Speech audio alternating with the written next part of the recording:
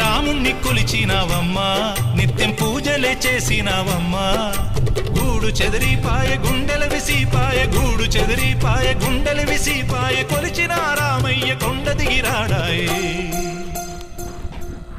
వందనాలమ్మా అమ్మా వందనాలమ్మా వందనాలమ్మా